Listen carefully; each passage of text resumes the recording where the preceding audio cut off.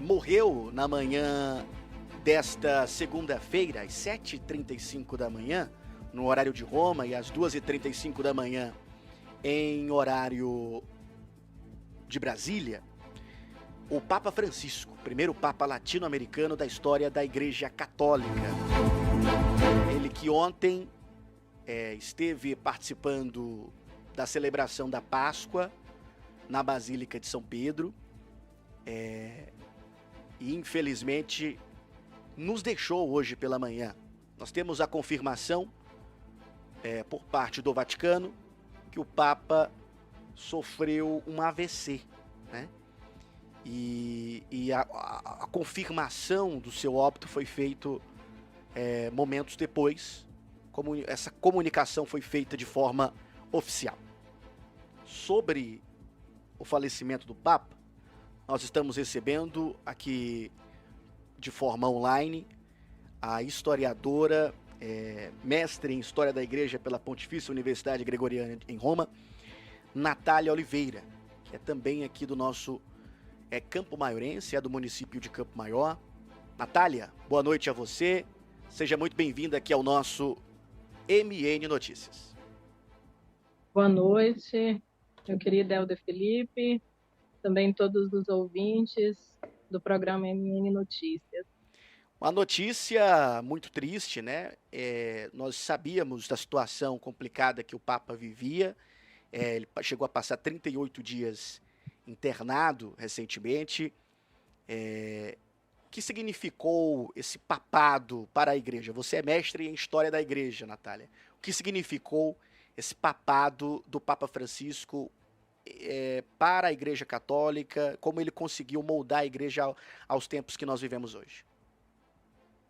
O Papa Francisco, ele chega em um momento difícil da humanidade, um período em que as pessoas se encontram sem grandes referências, de muitas incertezas, e o Papa Francisco se apresenta como o homem do diálogo, como o homem da misericórdia, o homem da proximidade, o homem de gestos que constrangem os mais poderosos e os mais simples, e marca realmente a história da Igreja com um pontificado universal, um pontificado de diálogo. Isso com certeza vai ficar evidente no seu funeral, que deve acontecer nesses dias, pela presença de pessoas do mundo inteiro, pessoas que são de outras religiões, até mesmo pessoas que se declaram sem religião, possuem uma admiração muito grande pelo Papa, porque ele foi o primeiro em muitos aspectos. Ele foi o primeiro latino-americano, o primeiro argentino, o primeiro jesuíta, o primeiro a escolher o nome Francisco, o primeiro a assinar alguns tratados importantes, inclusive com o mundo islâmico, o mundo judaico, a fazer mais de 44 viagens importantíssimas, esteve em diálogo com os mais pobres, trouxe pautas importantes como a imigração, a questão da ecologia integral. Então, é um homem que realmente marca a história da igreja pela sua universalidade, mas, ao mesmo tempo, pela sua simplicidade. Isso também fica muito claro agora no seu testamento, que foi divulgado agora há pouco, quando ele decide ser enterrado em um caixão simples, de madeira, no chão, sem simplificando o ritual, né, de que era feito nos outros funerais papais. Então, o Francisco rompe realmente a história e deixa um legado importantíssimo de 2 anos que, com certeza, o seu sucessor continuará, porque o mundo esperará isso dele. Para quem está chegando agora, nós estamos recebendo a historiadora Natália Oliveira, é natural de Campo Maior, passou um tempo estudando em Roma, concluiu seu mestrado em História da Igreja. Natália, nós tivemos ontem, quem nos assiste agora pela internet, inclusive acompanha essas imagens, essas foram as últimas imagens públicas, o último evento público do Papa Francisco ontem. Ele dando a sua mensagem de Páscoa, a gente percebia uma dificuldade na respiração dele, tão tal que ele pede ao mestre de cerimônias para fazer a leitura da mensagem de Páscoa, mas logo em seguida ele faz uma, ele com o Papa Móvel dá uma volta entre os fiéis que foram até a Basílica de São Pedro. Eu estava comentando ontem com a minha namorada e falando para ela, olha, diante a situação do Papa, ele não precisava fazer aquilo, mas ele foi lá e fez. E hoje pela manhã a gente toma esse susto, né? Que infelizmente agora ele nos deixou. Que mensagem é essa que até o final da vida dele ele consegue passar, Natália? Ontem era um dia marcante, né? Um domingo de Páscoa, domingo da ressurreição, mas também essa oração que ele faz, chamada de Urbi et Orbi, é uma bênção que é dada somente no Natal e no domingo de Páscoa, e é dada pelo Romano Pontífice, e que é uma bênção para o mundo inteiro. E ele está, né, disponível, como você mesmo falou, para dar essa bênção com toda essa dificuldade. Nesses últimos minutos, ele ainda apela pela paz no mundo inteiro, pedindo um cessar-fogo universal, que cessem essas mais de 300 guerras localizadas que nós vivenciamos no mundo, né? Nós ainda não podemos chamar de uma guerra mundial, mas nós temos um conflito grandioso no mundo inteiro e era uma das grandes preocupações do Papa Francisco. E logo depois ele faz esse que para muitos agora, né, é um gesto de despedida. Ele vai até o meio do povo e uma coisa interessante é que os registros dessa volta no Papa Móvel mostram ele tocando a mão de uma criança. E vi já alguns comentários dizendo que nesse tocar dessa criança era como se ele nos dissesse um até logo, né? Eu creio na vida eterna e vocês também que junto comigo acreditam, um dia nós nos encontraremos, né? Então é realmente uma bênção com um significado marcante na vida de quem estava na Basílica de São Pedro, mas também do mundo inteiro que acompanhou ontem, nesse domingo de Páscoa, a oração Urbi et Orbi. Natália, você chegou a participar de celebrações presididas pelo Papa Francisco. Eu queria saber de você como foi esse momento, o que, é que você carrega no seu coração, desses momentos que você colecionou vivendo em Roma.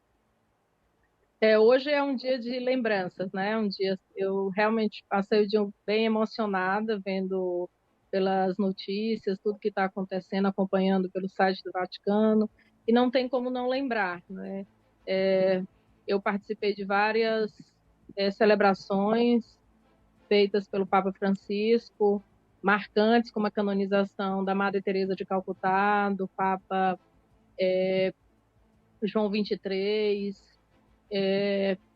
também dos protomártires do Brasil, mas aquela que mais me marcou, né, como você bem sabe, foi a que eu tive a oportunidade de servir na liturgia. Então, como leiga, engajada na minha comunidade, eu pude fazer uma prece em português no Vaticano, como a liturgia é universal, então eles sempre colocam a liturgia à disposição de vários países, né?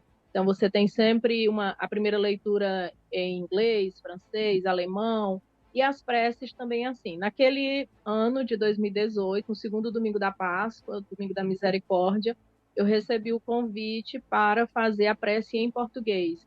Naquele ano foi feita a prece em alemão, polonês, chinês, espanhol, e eu fiz a prece em português. Então, assim, hoje eu me recordo muito disso com muito carinho, né? Participava de uma missa que quem estava conduzindo ela, quem celebrou ela, foi o Papa Francisco. Então, realmente é um pontificado que marcou a minha vida, a minha experiência de fé, pelo homem que ele foi, mas também por todas as experiências que eu tive a oportunidade de viver no Vaticano, perto dele. Nós tivemos recentemente, em Campo Maior, o anúncio da transferência do bispo Dom Francisco de Assis para a Diocese de Cajazeiras, na Paraíba. A Diocese de Campo Maior está vacante. E agora também, no caso, a Diocese de Roma está vacante, né?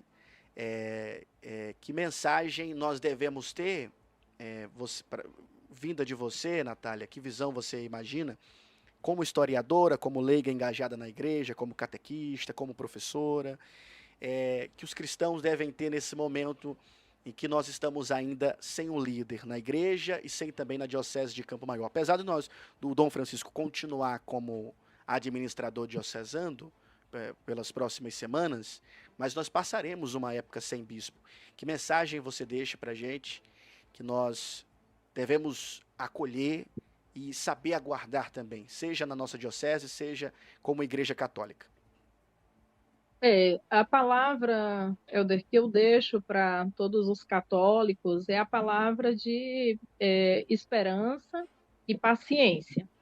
A Igreja Católica, ela é a instituição mais antiga do mundo, né, seguida pela coroa britânica, e isso se deve também, eu costumo dizer muito isso nas minhas aulas, se deve muito à organização da igreja, como nós dirigimos a igreja conduzida, é dirigida com passos muito prudentes, muito cautelosos.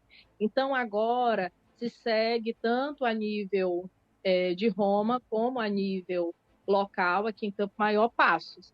Né? Então, no caso de Campo Maior, Dom Francisco fica até junho como nosso administrador diocesano, conduzindo a diocese. Após a sua posse em Cajazeiras, o Colégio de Consultores, que é composto por 7 padres, irão se reunir para eleger um padre para administrar a diocese, até que o bispo para a diocese de Campo Maior seja nomeado. Então, tudo é conduzido com muita tranquilidade, com toda a assistência da Igreja Universal. Então, o administrador eleito, ele é reconhecido e acolhido pelos outros bispos do Regional Nordeste 4, que é o Piauí, pela CNBB e também pela Nunciatura e por Roma. Então, ele conduz a diocese até o momento que nós receberemos um novo bispo. Isso pode durar 6 meses, 1 ano, ou, como aconteceu na última vez, 15 meses, entre a vacância, né, no período da saída de Dom Eduardo Zielski para a chegada de Dom Francisco de Assis. Em Roma, nós também temos todo um processo, né? Agora, hoje, no horário de 8 horas, horário local de Roma, e 3 horas da tarde aqui no Brasil, às 15 horas, aconteceu a confirmação do óbito do Papa Francisco, a motivação, né, como o Helder já falou, foi por AVC, coma e parada cardiorrespiratória. Foi lido o testamento do Papa. Agora há pouco também foram fechadas, encerradas, né, com o selo, os quartos do Papa, tanto no Palácio Apostólico quanto o que ele utilizava na Casa Santa Marta. Logo mais, os funcionários, os colaboradores do próprio Vaticano vão poder fazer as primeiras homenagens ao Papa e se seguirá o rito, o funeral, o enterro. Mas amanhã já um colégio de cardeais já se reúne para poder conversar e vão ter aí todo o processo de oração, contemplação, para poder escolher, à luz das inspirações do Espírito Santo, o novo bispo da Diocese de Roma, e que é líder mundial, como nós sabemos. Então, a palavra nesse momento é paciência, esperança e confiança na igreja. Ela sabe como fazer e o que está fazendo. A gente vive uma era de muita rapidez, do like, do clique, então é tudo muito rápido. Mas na igreja existe prudência, cautela, ritos, e tudo isso vai ser realizado, tanto a nível local quanto a nível mundial ali em Roma. Muito bem. Natália Oliveira, muito obrigado pela sua participação conosco. Seja sempre bem-vinda aqui ao nosso MN Notícias. Agradeço ao convite, saúdo mais uma vez os ouvintes do seu programa MN Notícias e até a próxima. Até a próxima. Esta foi Natália Oliveira ao vivo, direto de Campo Maior, né? Participando conosco, nos trazendo essas informações acerca do falecimento do Papa Francisco. Inclusive, nesta edição do programa,